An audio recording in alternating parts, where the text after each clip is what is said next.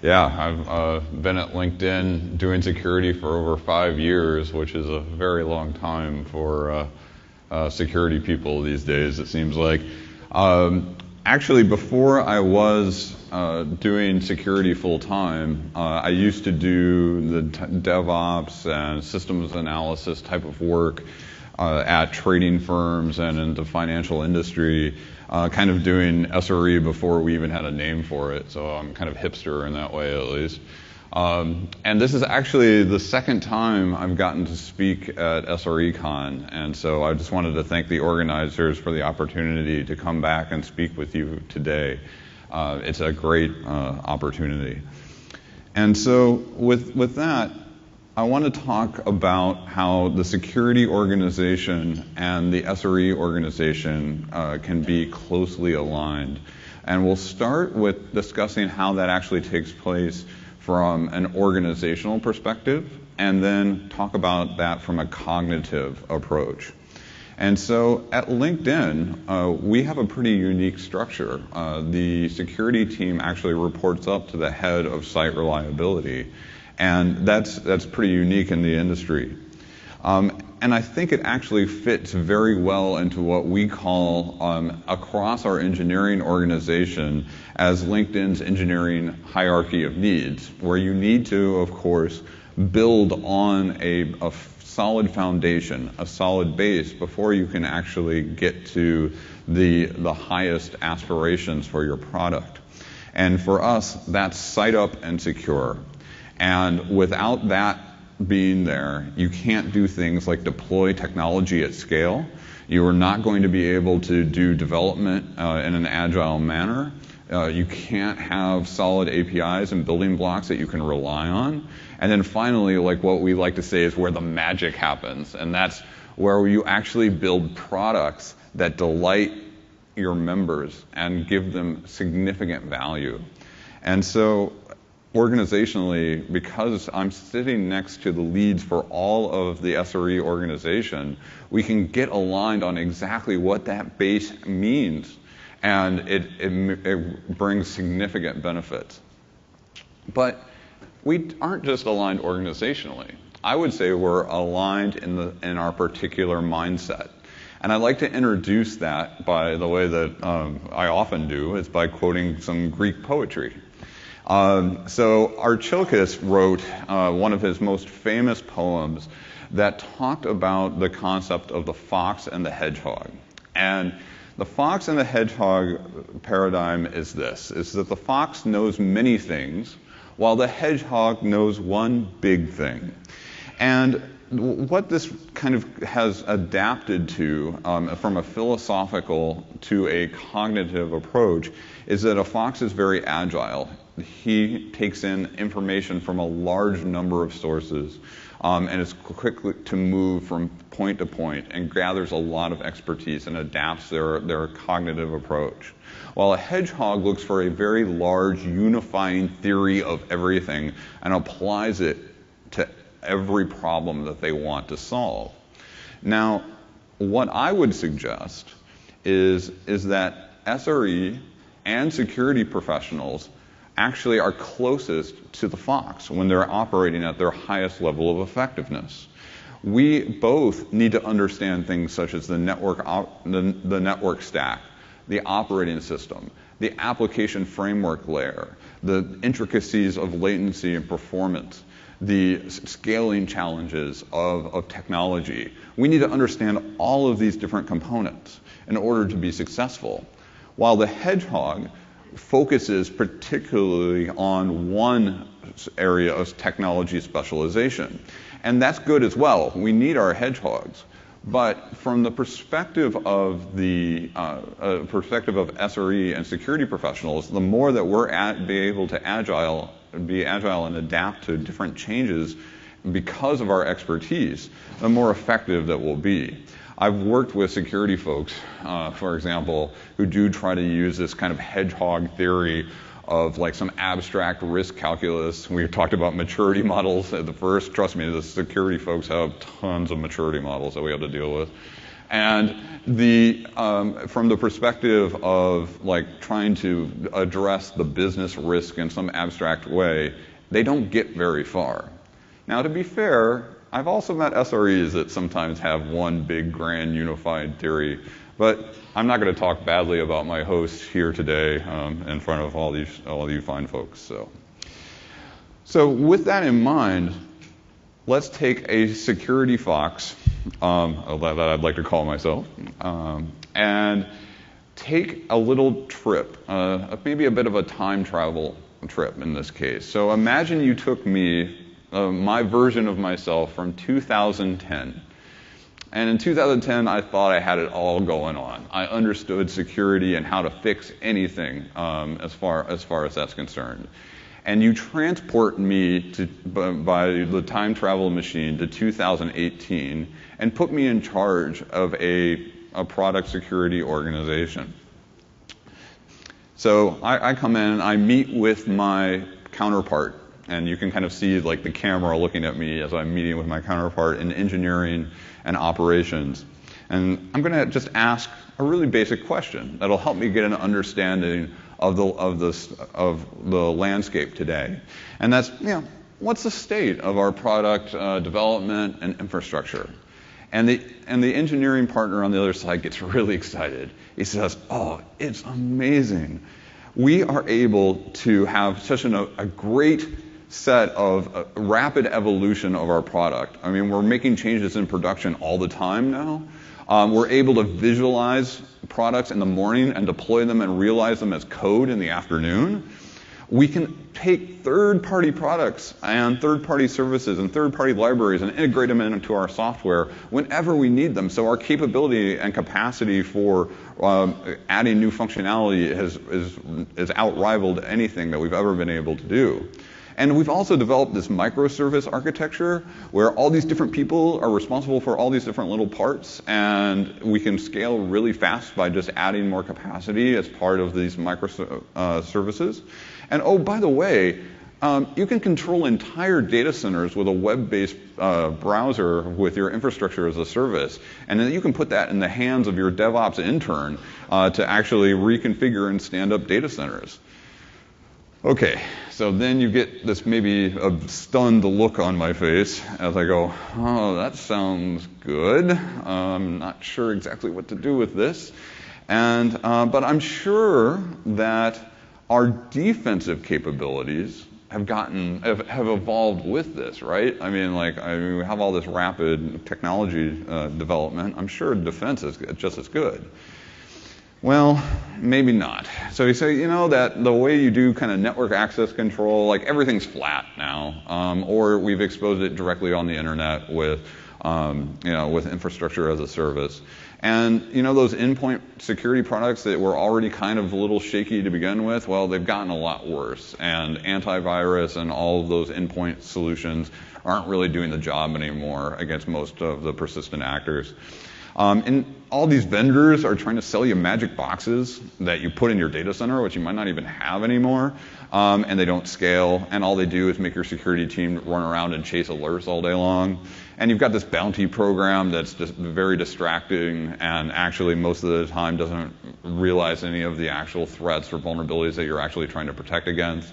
You've got compliance initiatives that are taking all the energy out of your security program. And oh, by the way, the customers are constantly asking us for certifications and information about your security program. So you don't really have much time to spend on defense anymore. So, with that, I might just feel kind of like giving up.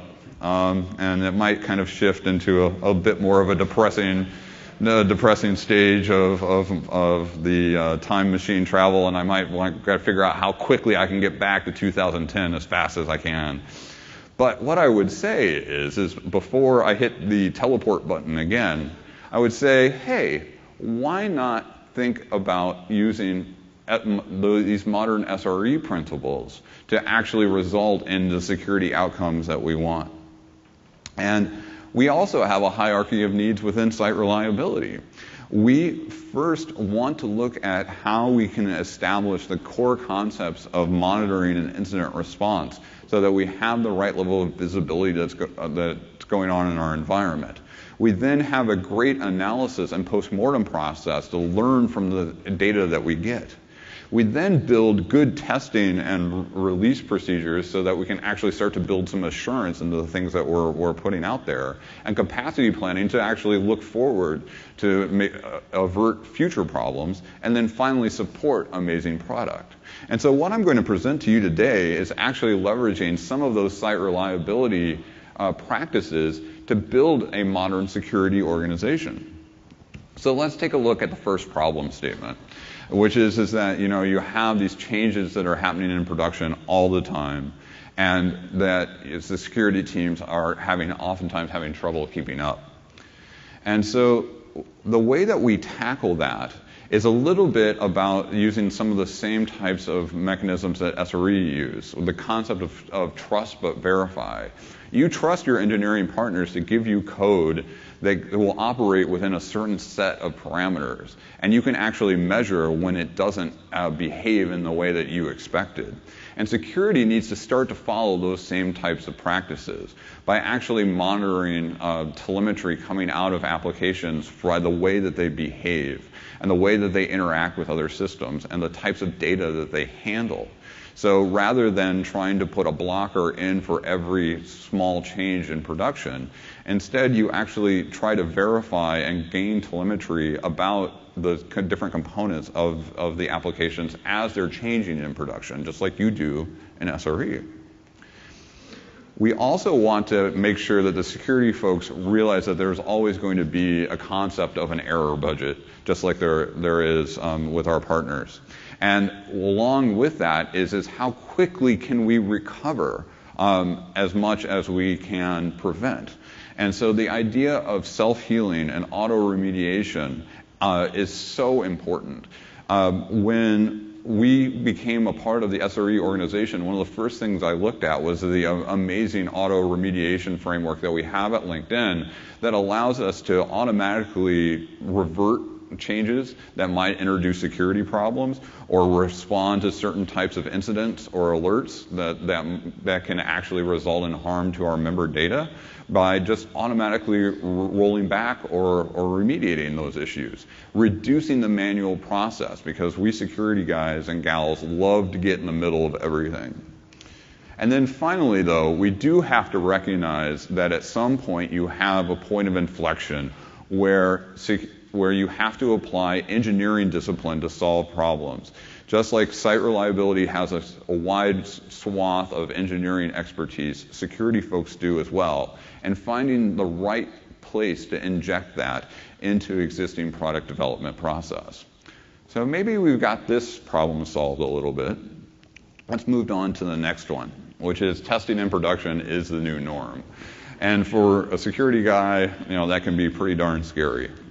And so here is where I think that there's a lot of partnership that both SRE and security can have together, because you want, as a general rule, to have really good confidence in the code that's being shipped and released.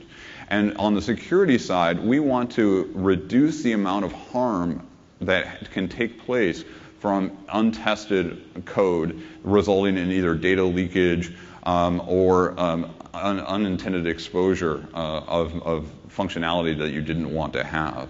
And so if security teams and SRE teams work together to build, like for example, filters at some of those microservices layers that strip PII out of responses, or the leveraging dark canaries or dark traffic in order to determine how software is actually going to work before it can actually become realized as a vulnerability in the environment. Or building good test data sets that actually strip out core components of sensitive data so that you can have great reliability in the same type of production infrastructure. So I think that's a really excellent opportunity for us to work together. Then we talk about the concept of microservice architectures. And so one of the things that we like to try to do wherever we can as security architects is reduce the amount of complexity and try to introduce key choke points for things such as access control and authentication. And then, but if I try to just look at this, it's just from a pure security perspective, I'm missing an opportunity to engage with my SRE counterparts because they have some of the same challenges with the level of complexity. You've got all of these different services that can maybe interacting in a different type of call graph or different type of pattern every day, depending on how different features are deployed and how we might surface data to our members or how we might move data from point A to point B. And so you're worried about things like the performance impact, latency, the concept of cascading failures within the environment because of changes in production, as well as trying to discover what types of services are out there in the first place. What I will posit here is that the security team actually really does feel your pain. And that what we're trying to do by introducing things such as authentication and authorization and access control logic into those microservice architectures at key critical points will actually help provide a level of stability and control so that you can actually visualize what those changes are going to be by defaulting to not permitting access. And additionally, by providing the types of things such as service discovery, the security team can get a real-time feed of what changes are actually happening in production and how data flows might change. So we can actually visualize and we monitor how, for example, access to critical data within our systems changes by just looking at the service discovery patterns and how different applications register. Then let's talk about dependencies in third-party code and services.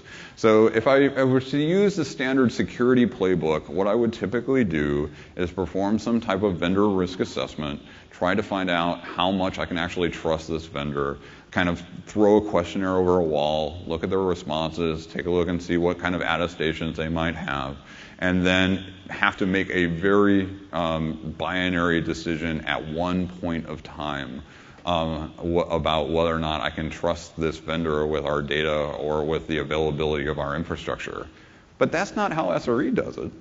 Like, for example, when I go and I talk to our traffic team or our DNS team or our caching team at LinkedIn, they are constantly monitoring the performance and impact of every third-party service that they have. I can go and ask them, I say, like, what happens if we make a change in our environment that, for example, traffic routing in Singapore, if it reduces by 10%, like how does that have a cascading effect on our caching tier? And they actually are getting data from all of these third-party services at a much higher level of visibility than traditionally security teams have on what's going on in these third-party services that we entrust with our member and our enterprise data. And so instead of just trying to do this one point in time risk assessment, we've started to adapt by actually getting security telemetry from our critical vendors about everything from like the types of activity that is happening within their applications that can allow us to identify risk and impact in the environment. So getting that visibility is critically important. Then finally, the data center technology problem of infrastructure as a service. We, as a traditional security person, want to actually have enforce as much change control as we possibly can. And so what we encourage a strong partnership between security and SRE on this point is that we really start with a known good state of any given subscription, bucket, tenancy that we are leveraging, and make sure that we all understand what that is. I can't tell you how many times I've worked with, for example, startups or acquisitions where that basic level of visibility isn't even there. You have to start with a good baseline. Then what you do is you start to introduce those types of traditional asset management and change control discipline within the team and provide that constant stream of visibility into what's going on in that subscription, and then validate consistently and constantly to determine whether or not any unauthorized changes have happened. When you have that type of data flow, it's obviously and critically important to ensure site reliability, but the security team is actually hooked into that as well to determine whether or not we need to probe newly added systems for vulnerabilities, to run health checks on whether or not they're participating in our security program, to make sure that we have the right level of access control applied at the operating system level. So we have all that capability through those hooks of just having core visibility. And as we start to adopt kind of configuration as code paradigms, where we're actually leveraging source code control as the way to control our infrastructure, it's a huge boon to security. We've had cases where we can actually take a look at how an unauthorized change in a web interface that might have been controlled by that DevOps intern could actually be rolled back immediately because of the consistency check with what we had as a known good state that was checked into the source code repository. So in that case, we're actually trying to roll back as ruthlessly as possible. So, in conclusion, I have either takeaways or giveaways, depending on your role in the organization. If we have some security peeps out there, these are things that you might be able to ask from your SRE team. And if you're an SRE, maybe these are things that you'll offer to your security team. So first, there's some key lessons for people in the security organization. Is that your data pipeline is your security lifeblood. Security people, there is no commercial off-the-shelf product that you can buy or something that you can build within your own small team that will be as reliable, as performant, scalable as something that your site reliability team will actually be able to operate and build for you. It's one of the things that I have that's kind of like my secret weapon as far as a security guy is I have the Kafka data infrastructure at LinkedIn, streaming infrastructure at LinkedIn that I use for all of our security telemetry, and that I don't even have to worry at any time whether or not that's up or available. That is such a relief because I can focus on actually making sure that I'm acting on the data that I get rather than worrying about the underlying infrastructure that exists. And so stop trying to build your own stuff. Second, realize and then take a page from the playbook of SRE, which is the human in the loop is actually the last resort, not your first option as a security professional. I have my team come up to me and say, we've got this really cool security alert that we're about ready to onboard, and we're going to roll it out. And I'll ask the question, so what happens when this alert fires? And I go, well, I'm going to go look at it and figure out what happened. And I'm going like, nope, that's not going to work. We need to actually have you be the last resort of actually having to take action on that alert or activity. What types of things might you actually do to collect more data about that alert, or actually do some auto remediation rather than automatically resorting to a human in the loop? And then finally, recognize that the SRE culture of building scalable technology at scale is something that you need to also apply to your security discipline. It has to be scalable and default on, just like your SRE partners do it. So those are some of my giveaways or takeaways for the security folks in the audience. And then from the perspective of SRE, I always like to sit back in architectural reviews and watch my SRE partners just find every possible single point of failure in any given system design. It's amazing. They just go to it like that, like a fox. And the concept, though, is that we want to make sure that you're also looking for security single points of failure. Where too much trust is placed in a single component, where things might accidentally fail open, where a single human error could result in exposing an entire system, and how do you actually recover from that? So think about it not just from a reliability or availability perspective, but what are security single points of failure? Second, one of the things that I constantly see with a lot of these architectures is I see kind of what we call the candy of architecture, where you have a hard, crunchy out exterior and a very soft inside, where you have the internet, which sits there and is untrusted, but on the inside it's completely soft. And the problem is that people need to start to assume that an attacker can be anywhere in your flow. What happens if an attacker gets super user access on your Chef system or Puppet or CF Engine or Assault? Like, what happens in that environment? Or what happens when someone gets a key that was accidentally checked into source control? Assume that an attacker could be anywhere in your data flow or in your management plane. How are you going to identify that and get them out so that you can actually contain that incident? And then finally, help us help you. Please capture and measure meaningful security telemetry.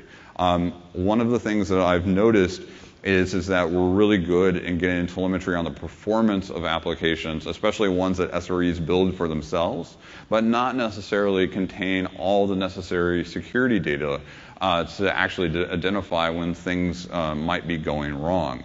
Nothing is more sad for a security responder when they go and they want to look at logs and there's nothing there for them to look at. Please give us things that we can actually put into that pipeline.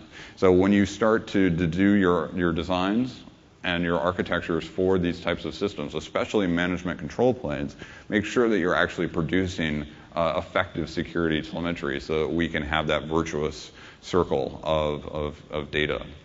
So what I would encourage you to do in conclusion is if you see a security guy that looks a little shell-shocked, coming from 2010 in your 2018 world, maybe just go ahead and put your arm around him and say, I think we can actually help you make this better.